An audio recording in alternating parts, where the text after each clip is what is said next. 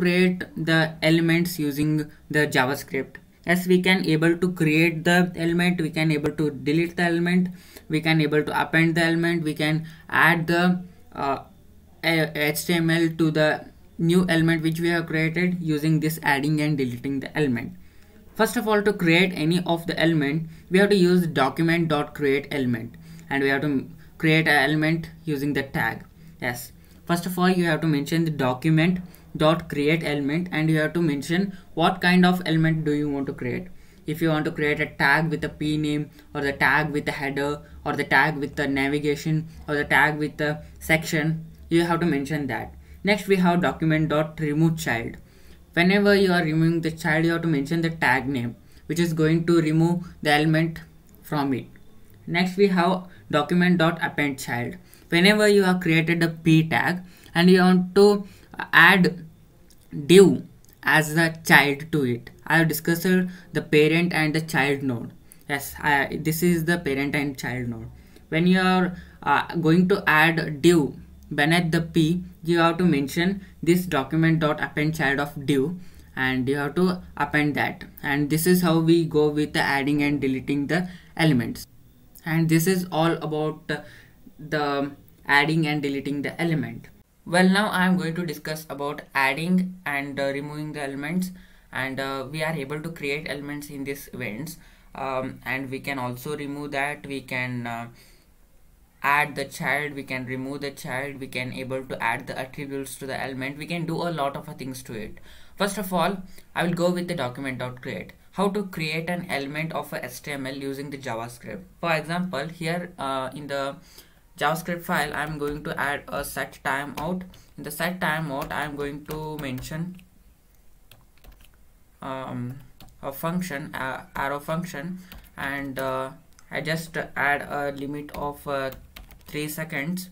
And next I am going to take an element, variable t equal to document dot create element, and in the document dot create element I am going to create an element with a p tag, and I am going to add a p tag here. Next I am going to add an inner HTML for this p. For example, I am using t dot inner HTML, and I am going to add hello world here. When I just add hello world, and we have to append this to that element which is actually present in the HTML. For example, here we haven't created anything. I just create a div element and I just save it. And for this I am going to add a child element. For this div I am going to add p as a child element, and I just save it. And here I go in JS file, and I am going to call that div element document.querySelector. In the query selector I am going to select the div element, and I am going to add append child. Using the append child we can able to add that element. Here we have to mention the variable which has a declaration or the creation of the element. Here we have created the p tag using this t variable, therefore I am adding this t variable here. And I just save here and open it in a default browser, and I just reload the site. After 3 seconds it is going to show you hello world. As you can have a look at here, it is going to show you hello world. Actually we haven't created any of the HTML element or the tag in JS file. We just created an element and we have added it to existing element as a child node, and this is how we create the elements in the JavaScript. Next I am going to discuss about remove element. As we have created this element p, now I want to remove this element. For example, here we have created p, I want to remove it. To remove that we have a method called remove method. For example, we have successfully created, after 3 seconds we have successfully timeout for creation and a set interval for the removal. Means here we have the set interval for the removal and set timeout for the creation. it takes 3 seconds to create an element. After 3 seconds it is going to take 2 seconds to remove that element, because I have added remove and add. Here after 3 seconds it is created, after 2 seconds it had removed. And this is how we create the elements using the document.create, and we append the child using document.append child, and we remove using document.remove child. And now we are going to add the attribute. For example, here we have successfully created an element. I'm going to add attribute for that. For example, to create that, first of all we have to call the variable which has the element, and which is t, and I'm going to add set attribute, and in the attribute I have to mention the two variables. First of all, it must be a selector, which is I'm going to add id, and next I'm going to add this is id. The name of the id is this is id, and I am going to copy it, and here in the css I am going to paste it, and I'm going to add the color must be red, and I just save it.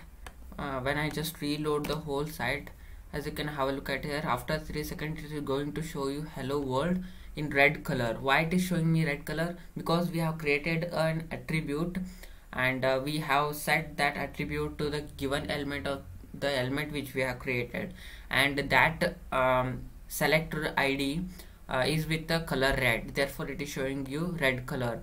And this is how we create the element, we remove the element, and we append the child, and we remove the child, and we add the set attributes, and this is all about adding and deleting the elements. Next, coming to the HTML object collection.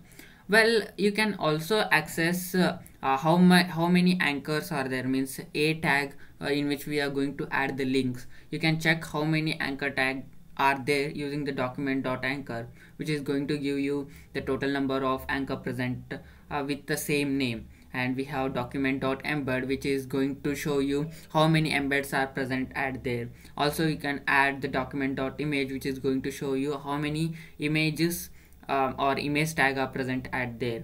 And this is all about HTML object collection. And now we are talking about the user events. When I am talking about the user events, this is the main thing which attracts many of the users to your web or website. Well, what they do?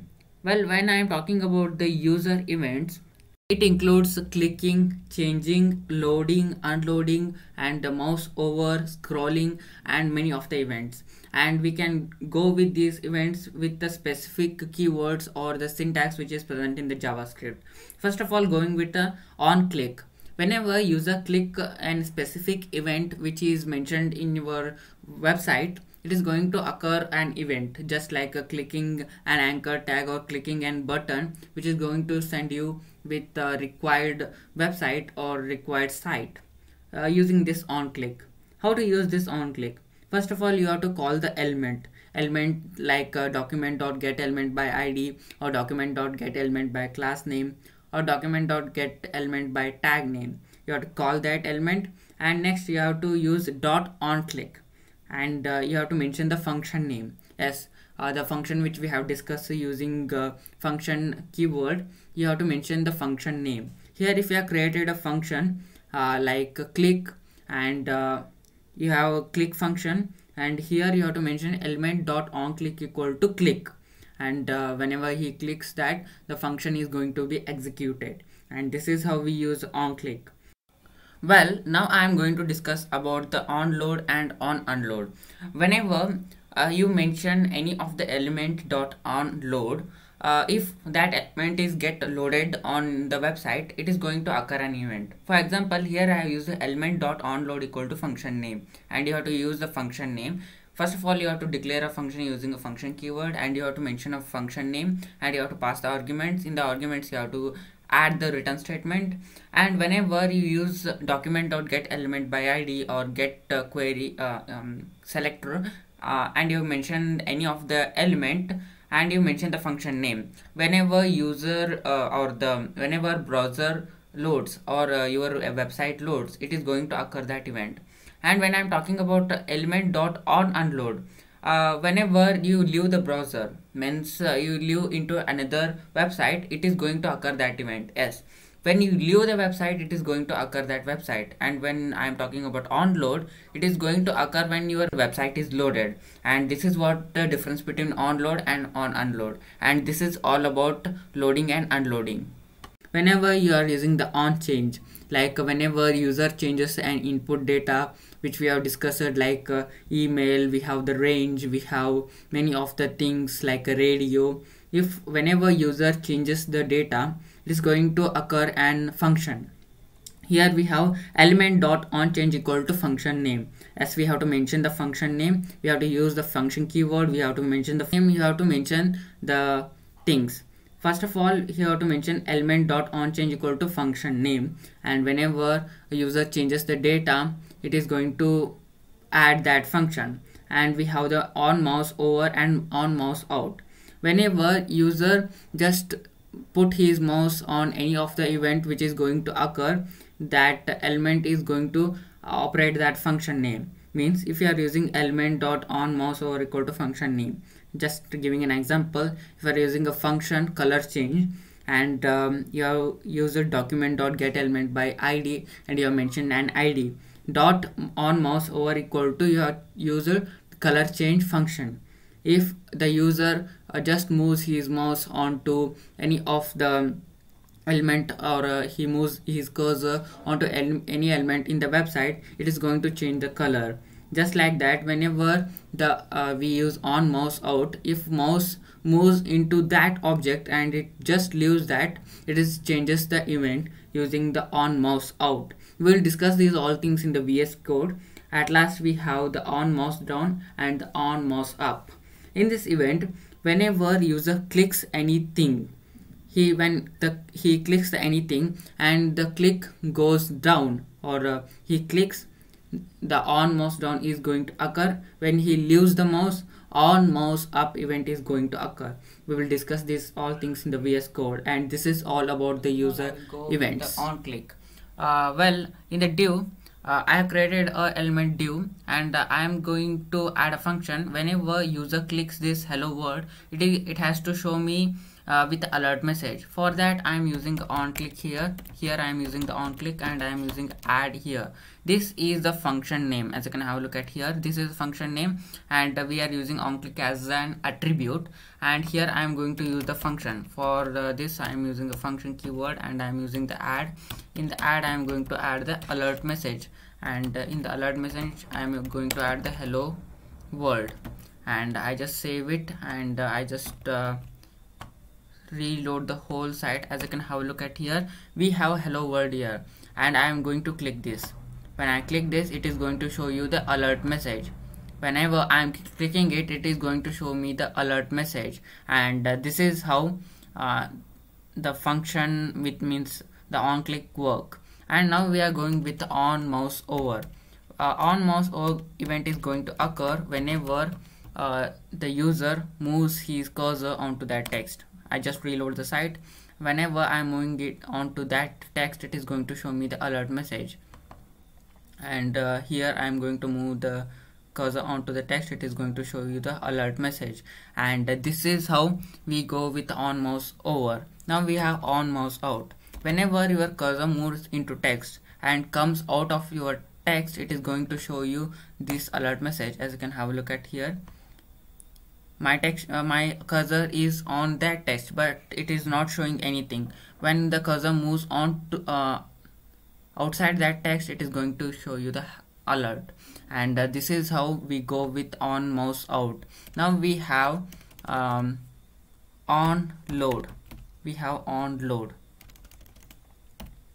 We have on load.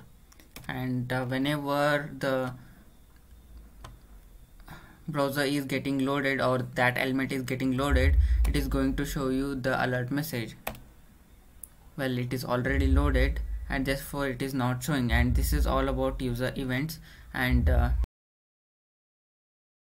Well, do subscribe our channel for regular updates. Thank you.